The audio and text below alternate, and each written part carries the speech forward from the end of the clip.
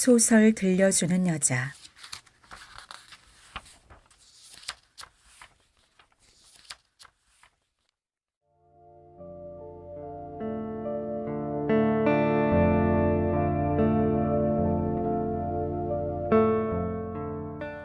꿈은 사라지고의 역사.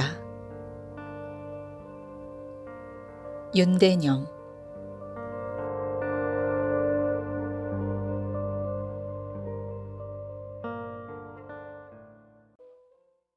늘 그랬듯 그녀는 먼저 동숙의 노래를 불렀고 삼촌이 부축이자 성재이와 정훈이와 채은옥의 노래를 접속곡으로 불렀다. 아, 은주 씨 노래 듣고 있으니까 마음이 되게 쓸쓸해진다. 이젠 정수 네가 불러봐라. 은주 씨 목 다 쉬겠다. 나는 그녀의 기타 반주에 맞춰 꿈은 사라지고를 불렀다. 아마 그때부터였을 것이다. 삼촌이 그 옛날에 고독한 모습으로 돌아간 것은. 이어 은주가 나는 가야지를 부르는 동안 삼촌은 된서리를 맞은 파처럼 온몸을 축 늘어뜨리고 있었다. 노래가 끝나자 손에 잡힐 듯한 정막이 카페 안에 가득 들어찼다. 창틈으로 스며드는 빗소리는 점점 거세지고 있었다. 새벽녘에 세 사람은 밖으로 나와 어두운 골목에서 비를 맞으며 잠시 서 있다가 어쩐지 외면하듯 뿔뿔이 헤어졌다.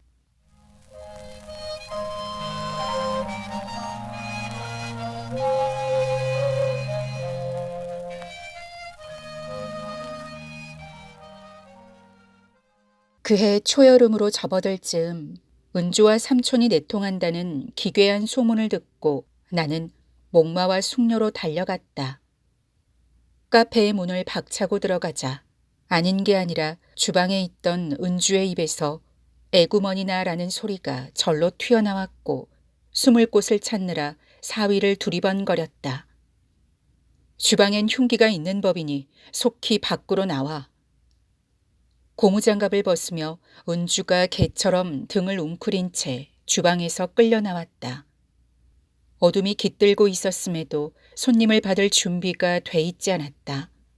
뿐만 아니라 카페를 곧 정리할 조짐까지 보였다. 출입문 옆에 헐거운 박스들이 쌓여 있었다. 숨 좀 돌리게 일단 술부터 가져오슈. 나는 자리에 앉아 담배를 피워 물었다. 정수 너 왜 갑자기 깡패처럼 굴어? 기어 들어가는 소리로 되받으며 은주는 냉장고에서 주섬주섬 맥주를 꺼내왔다. 어디 자초지종을 들어봅시다. 이실직고하란 말이오. 자초지종이고 이실직고고 할 게 뭐 있어. 정수 너도 알다시피 나 그동안 엄마 집에 빌붙어 살며 보증금 빼먹으며 겨우겨우 버텼잖아. 너한테 미리 상의하지 않은 건 내 실수지만 삼촌이 동업을 하자길래 가게 내놓은 거야. 은주 네가 죽으려고 환장을 했구나. 궁지에 몰리면 되레 강해지는 게 여자다. 은주가 나를 빤히 쏘아보더니 표정을 다잡고 말했다. 너 이제부터 나한테 반말하면 안 돼. 뭐? 뒤미쳐 혈관이 터져나갈 듯 온몸의 피가 끓어오르기 시작했다. 은주 너 오늘 여기서 나하고 죽잔 얘기지? 그럼에도 그녀는 조금의 흐트러짐도 없었다. 죽기 살기로 마음을 단단히 먹은 얼굴이었다. 덜덜 떨리는 목소리로 그녀가 달래듯 말했다. 너 아직 군대도 안 갔다 왔잖아. 언제 제대하고 졸업해서 나 먹여 살릴 거야. 또 그동안 마음 변하지 않을 자신 있어? 난들 생각을 안 해본 줄 알아? 그리고 갑자기 어깨를 흔들며 울먹였다. 수 쓰지 말고 계속 짓거려봐. 이미 내 목소리는 웬만큼 맥이 풀려 있었다. 삼촌 사는 집에 가봤더니 2평 될까 말까한 옥탑방에서 아침 저녁으로 라면 끓여 먹으며 죄수처럼 살고 있더라. 가게에서 버는 돈은 죄의 은행에 들어가 있고 나중에 서울 한복판에다 빌딩 세울 거라고 하더라. 하지만 그게 어디 사람이 사는 거니? 그래서 삼촌이 동업 얘기를 먼저 꺼낸 건 사실이야. 그런데 얘기를 하다 보니 삼촌이 우리 세연이까지 거둬주겠다는 말이 나왔어. 세연은 은주의 딸이었다. 난 삼촌 일을 거들기로 하고. 미안해, 정수야. 결국 아이를 믿기로 그 순정한 양반한테 네가 사기를 쳤구나. 손등으로 연신 눈물을 닦아내며 은주가 말했다. 맞아. 하지만 나 좀 살면 안 되겠니? 내가 삼촌한테 잘하면 되잖아. 그럼 나와 성을 쌓은 일은 어떻게 하고? 하지 말아야 할 얘기였지만 결국 하지 않을 수 없었다. 염치 없는 말이지만 제발 잊어줘. 내가 나쁜 년이니까 두고두고 나만 원망하면 되잖아. 응? 내가 이렇게 무릎 꿇고 빌게. 그녀는 재빨리 의자에서 내려와 바닥에 무릎을 꿇었다. 그 순간 나는 체념할 수밖에 없다는 것을 깨달았다. 물끄러미 창밖을 내다보다 나는 그녀의 겨드랑이를 잡아 일으켜 세웠다. 그리고 이번 학기를 마치고 군대에 가야겠다는 생각을 하고 있었다. 그로부터 불과 열흘 뒤에 두 사람은 살림을 합쳤다. 삼촌의 의견에 따라 혼인신고만 하고 결혼식은 생략했다고 훗날 들었다. 나를 두고 두 사람 사이에 어떤 얘기가 오갔는지는 모르겠다. 어떻든 삼촌은 은주와 나의 관계를 제대로 알지 못했으리라. 분명한 것 하나는 내가 삼촌에게 그런 말을 꺼내고자 했을 때는 모든 게 늦어 있었다는 사실이다. 여자들은 그런 일을 능숙하게 앞서 처리하는 법이다. 그 후 나는 삼촌을 직접 만날 기회가 없었다. 가끔 들려오는 말에 따르면 골뱅이 호프집은 연일 손님이 들끓어 신촌과 무교동에 분점까지 냈다고 했다. 뿐만 아니라 내가 군대에 가 있는 동안 삼촌은 은행에 맡겼던 돈을 몽땅 털어 종로 3가에 땅을 사두었다. 나중에 빌딩을 올리기 위해서. 그런데 그 땅이 재벌 소유인 것으로 밝혀져 삼촌은 수년 동안 법원을 드나들었다. 하지만 결국 사기 사건으로 종결되었다고 들었다. 그나마 다시 골뱅이 호프집에 전념했으면 좋았으련만. 삼촌은 가게를 처분한 돈과 은행 융자를 합쳐 신촌에 프랜차이즈 레스토랑을 개업했다.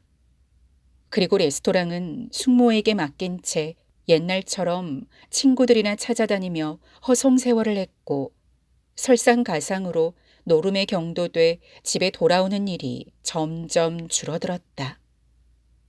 그러다 몇 년인가 지나 느닷없이 아버지를 찾아와 돈을 빌려달라고 사정했다. 아무리 형제간이라도 돈 거래는 하지 않는다는 신조를 가진 아버지는 삼촌의 청을 즉석에서 거절했다. 그러지 말고 고향에 내려가 몇 년 농사나 짓고 살지 그래. 너도 알다시피 아버님 돌아가시고 나서 어머님 모실 자식이 없질 않느냐. 원한다면 시골 집과 땅은 네 명의로 해주마. 숙모와 불화가 지속되던 터라 삼촌은 일단 낙향의 길을 선택했다. 그 후 고향에서 3년 동안 농사를 지으며 살았는데 특용작물 재배에 성공해 어느 날 내 고향 6이라는 텔레비전 프로그램에 얼굴을 비친 적도 있었다. 삼촌이 다시 서울로 올라온 것은 할머니가 돌아가시고 나서 몇 달 뒤였다. 삼촌은 그동안 모은 돈을 싸들고 다시 숙모에게 찾아갔다. 그즈음 숙모는 병이 들어 있었고 레스토랑은 문을 닫기 직전이었다.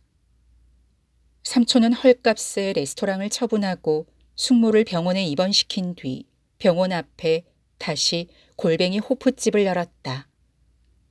삼촌은 어쨌든 돈복은 있는 사람이었다.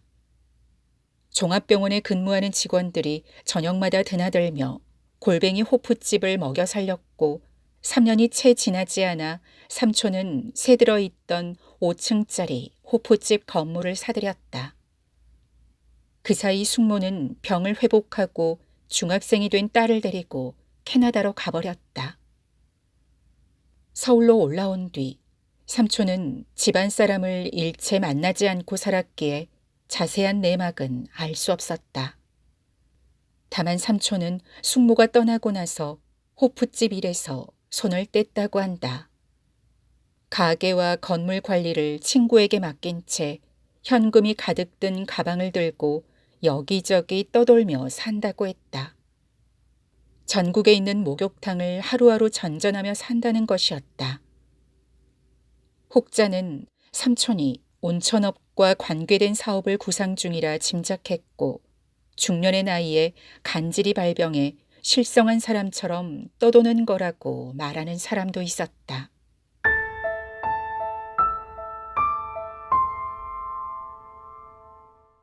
삼촌에 비해 나는 대체로 평탄한 인생을 살아왔다고 할 수 있겠다. 대학을 졸업하고 군대를 제대한 뒤 나는 곧 금융회사에 취직했고 친구 여동생의 소개로 만난 내과 의사와 결혼해 2살 터울로 아들, 딸을 낳았다. 그리고 결혼 5년째 강남에 34평짜리 아파트를 분양받아 어렵지 않게 내 집 마련에도 성공했다. 그런데 어느 날 당연한 일인 듯 이런 자각이 몰려왔다. 나는 일찍이 남부럽지 않은 평온한 삶을 얻었으나 어쩐지 꿈이 없는 인생을 살고 있지는 않은가. 이를테면 남들이 만들어 놓은 세계에서 남의 인생을 살고 있지는 않은가 말이다.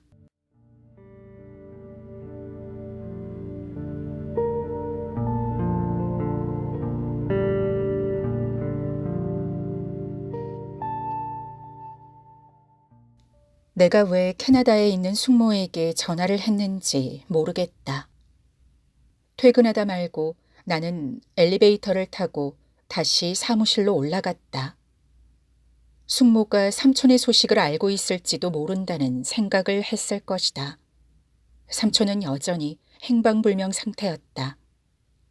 풍문대로 그가 전국의 목욕탕을 순례하며 살고 있는지 확인이라도 하고 싶었던 것일까.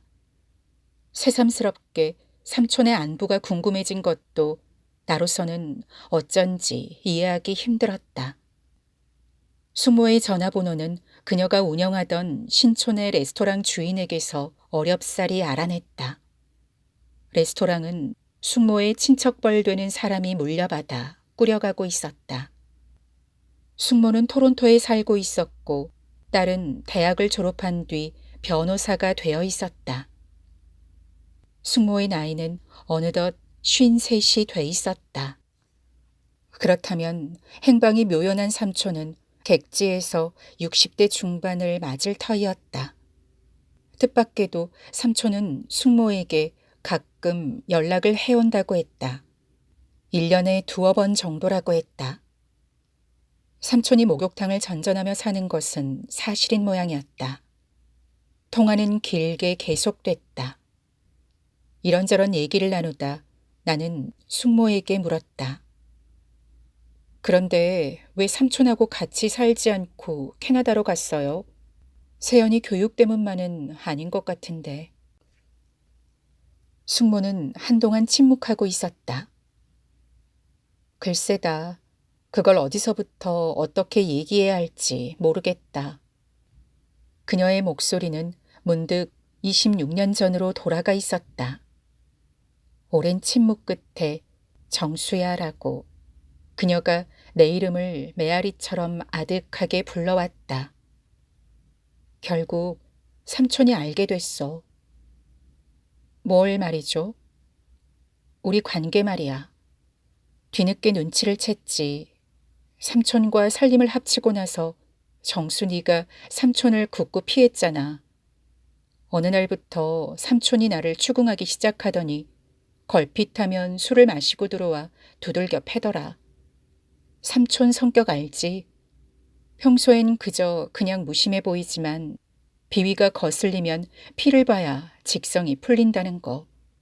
맞을 때마다 살려달라고 얼마나 빌었는지 모른다.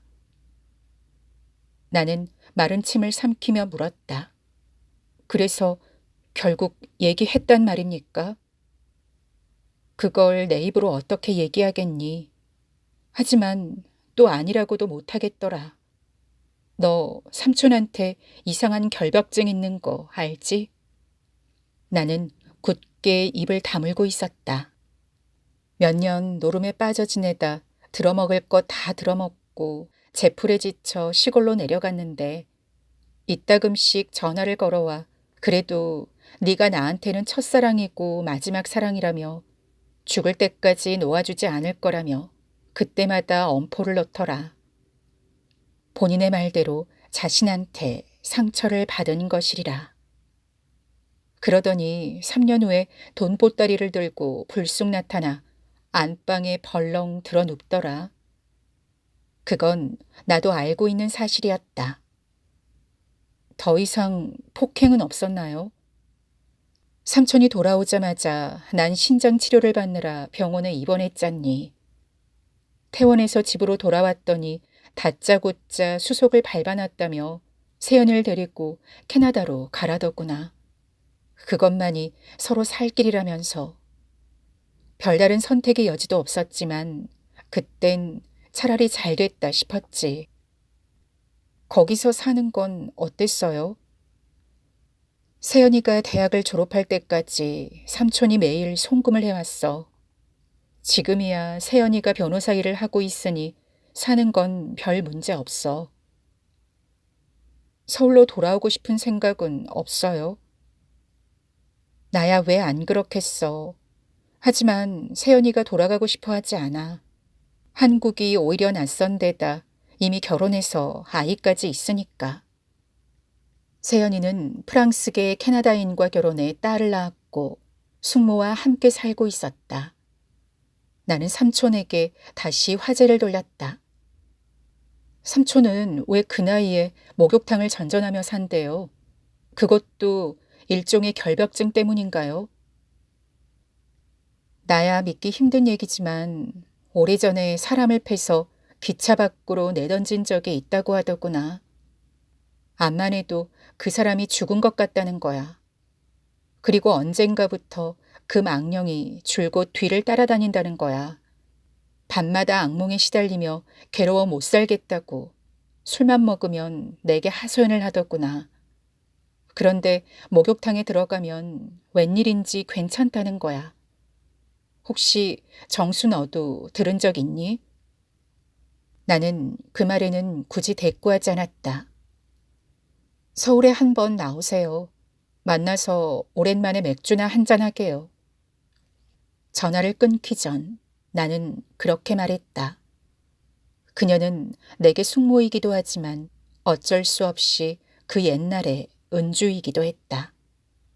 울먹울먹한 소리로 그녀가 되받았다. 다 내 잘못이야. 그렇지? 모두 내가 잘못해서 이렇게 된 거라고. 나 이제 정말 한국으로 돌아가 살고 싶어. 삼촌한테 맞아 죽는 한이 있더라도 말이야. 숙모는 잘못한 거 없어요. 나는 진심으로 그렇게 말했다. 그리고 조만간 한국으로 돌아오게 될 겁니다. 여기 있는 사람들이 그리워하고 있으니까요. 왠지 그러리라는 생각이 들었다. 돌아올 사람은 결국 돌아오게 되는 것이다. 우리가 삼촌을 사랑한 건 사실이죠. 숙모는 삼촌과 나의 첫사랑이었다. 어쨌든 그것만큼은 사실이었다. 아니, 삼촌이 우리를 사랑했던 걸까요?